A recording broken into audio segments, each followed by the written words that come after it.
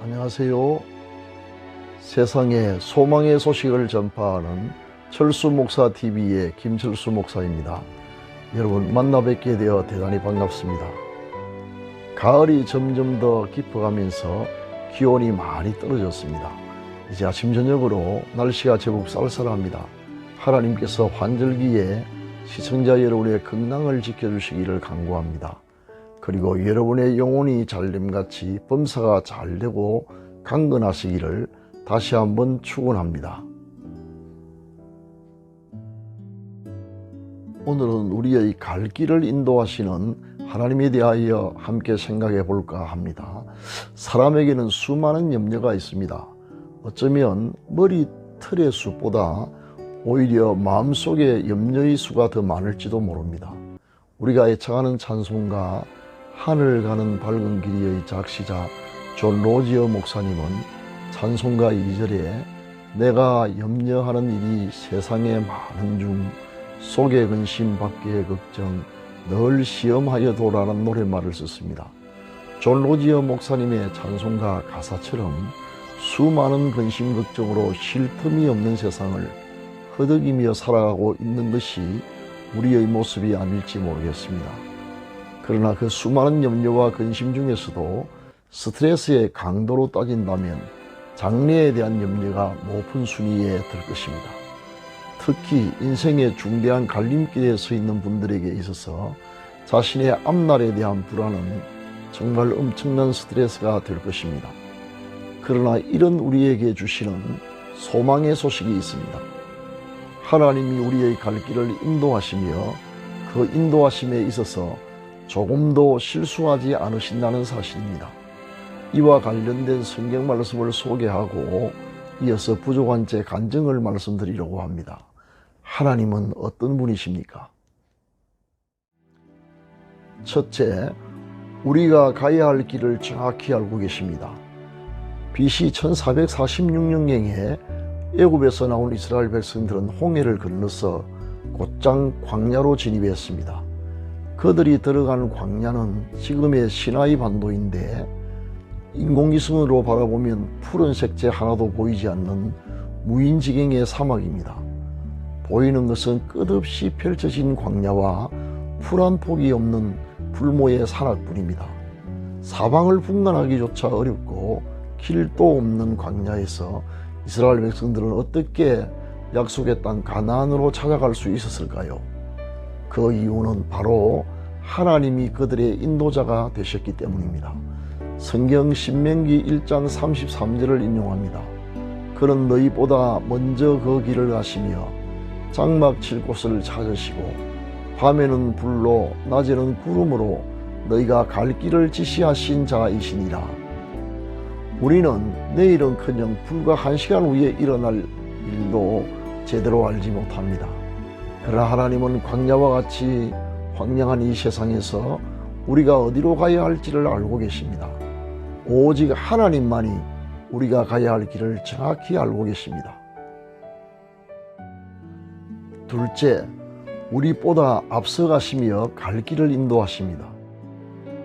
계몽주의 철학자 볼테라와 같은 이 신론자들은 창조자로서의 하나님의 존재는 인정하지만 그 하나님이 인간의 역사나 개인의 삶에는 전혀 개입하지 않는다고 주장합니다. 그러나 성경은 하나님이 세상으로부터 초월해 계시지만 동시에 세상의 역사와 개인의 삶에 깊이 개입하고 계심을 분명히 하고 있습니다. 성경 요한복음 10장 4절에는 예수님을 가리켜 자기 양들을 다 내어놓은 후 앞서가시는 분으로 설명하고 있습니다. 하나님은 우리의 갈 길을 정확히 아실 뿐만 아니라 우리보다 그 길을 앞서가시며 인도하고 계심을 확신해야 합니다. 에드워드 호프 목사님은 뉴욕 항구에 바다와 육지교회를 설립했습니다. 그 교회에는 항구에 일시 정박한 배의 외양선원들로부터 시작해서 많은 선원들이 예배를 드리러 찾아왔습니다. 그들의 마음속에는 항상 바다에 대한 두려움과 공포가 있었습니다. 특히 지척을 분간할 수 없는 어두운 한밤중에 폭풍우를 만났을 때 선장과 선원들은 어찌해야 할 바를 모릅니다. 이런 사실을 안 목사님은 우리가 애창하는 찬송가 375장 나는 갈 길 모르니를 작시하여 선원들에게 믿음을 불러일으켰습니다. 1절을 같이 감상하겠습니다.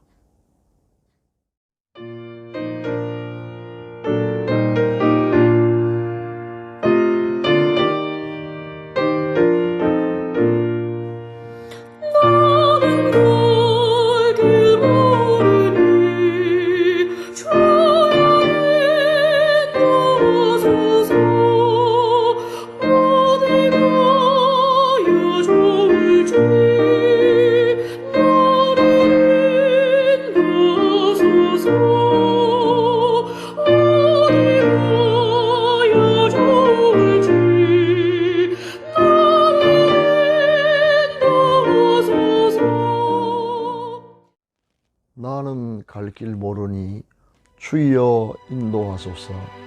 어디 가야 좋을지 나를 인도하소서. 어디 가야 좋을지 나를 인도하소서.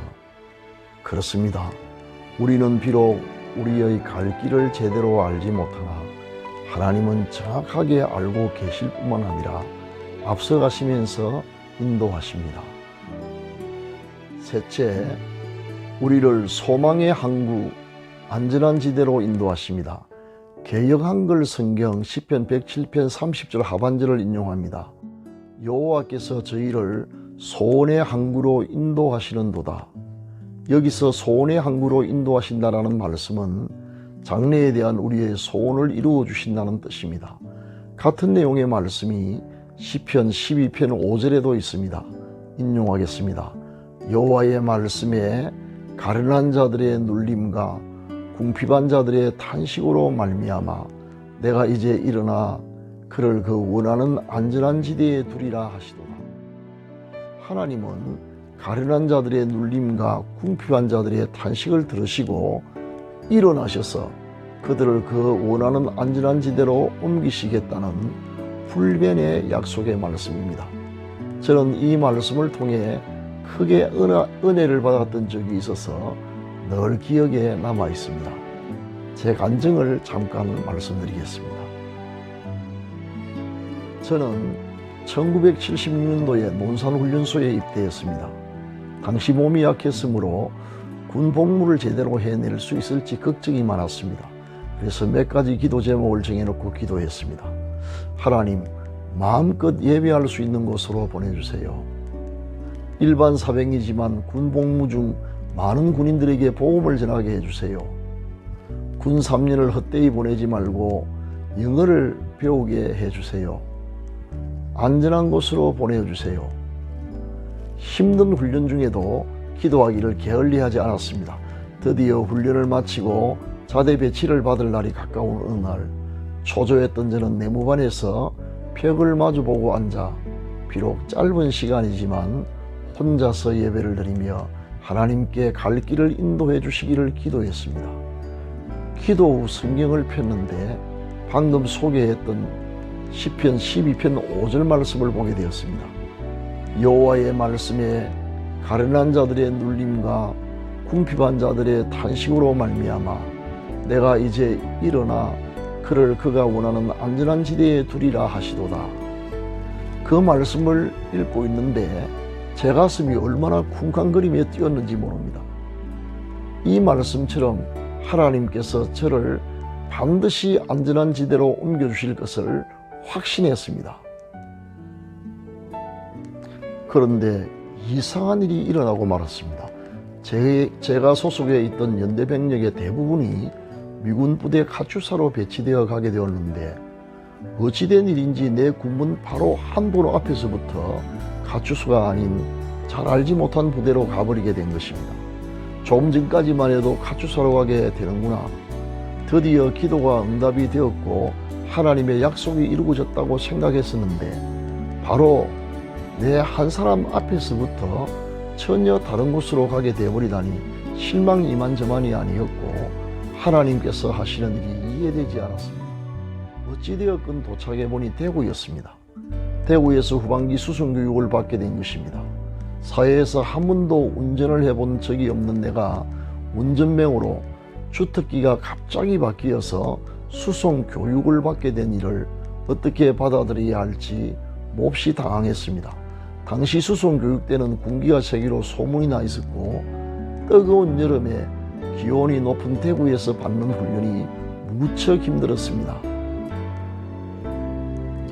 안전지대로 보내주시겠다고 하시는 하나님의 약속이 이런 것이었던가 의심이 들기도 했습니다. 그런데 후반기 교육이 채 다 끝나기도 전에 1976년 8월 18일 판문점 도끼 만행 사건이 발생했고 정군이 즉각 전투태세에 들어갔습니다. 대구 시가지에도 전방에 투입될 병력을 태운 차가 북으로 이동하고 있었습니다.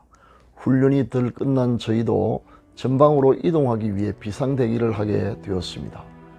이제 전장에 투입되나 생각하니 집에 계신 부모님 생각이 나고 불안하기 그지 없었습니다. 그러나 다행스럽게 상황이 호전되어 전쟁은 일어나지 않았고 후반기 교육을 무사히 마치게 되었습니다. 덕분에 운전면허증도 따게 되었습니다. 그 후 소문에 의하면 8.28 사건 당시 전후방의 모든 군인들이 전투 준비로 엄청나게 고생했다고 합니다. 저와 같은 내무반에 있다가 가주사로 갔던 전우들은 사고가 일어났던 판문점 지역에서 근무했는데 정말 죽을 고생을 했다고 합니다. 만약 제가 그때 가주사로 갔었더라면 체력적으로 감당할 수 있었을는지 확신할 수가 없습니다. 그런데 저는 그 어려운 시기를 대구에서 내무반에서 편안하게 대기하며 지냈던 것입니다. 저는 후반기 수송 교육을 마친 후 오산 미 공군기지 안에서 근무를 하게 되었으며 정말 마음껏 예배드리며 영어도 공부할 수 있었습니다. 무엇보다 대구에서 후반기 교육 중 같은 훈련병 약 100명과 교관이던 소위 한 분을 예수님을 믿기로 결심시켰습니다. 결국 부족했던 제 기도가 다 응답이 되었던 것입니다. 하나님께서 하시는 일이 참으로 신기하고 놀랍지 않습니까?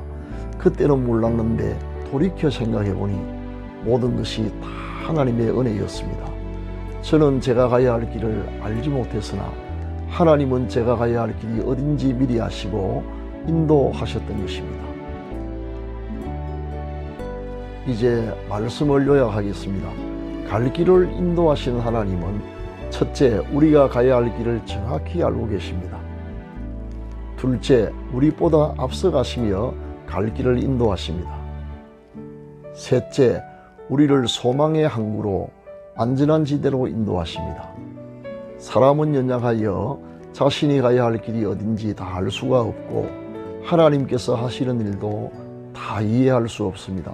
그러나 한 가지 분명한 진리가 있습니다. 만약 우리가 우리의 갈 길을 기도함으로 하나님께 다 맡긴다면 하나님은 우리 앞서가시면서 우리가 원하는 소망의 항구로 안전한 지대로 반드시 인도하신다는 사실입니다. 사랑하는 시청자 여러분, 하나님은 우리를 인도하시는 일이 있어서 단 한 번도 실패하거나 실수하지 않으심을 믿으시기를 바랍니다. 하나님을 신뢰함으로 여러분의 마음속에 깊은 평안이 넘치시기를 기원합니다. 이 시간은 회복과 치유를 위한 기도의 시간입니다. 비록 짧은 시간이지만 믿음으로 기도한다면 반드시 응답을 받을 것입니다. 믿음으로 한부에 손을 얹으시기를 바랍니다. 기도를 시작하겠습니다. 우리의 인도자가 되시는 거룩하신 하나님, 날마다 베풀어 주시는 분에 넘치는 은혜를 감사드립니다. 우리의 모든 허물과 죄를 용서하여 주시고 우리의 가는 길을 인도하여 주옵소서.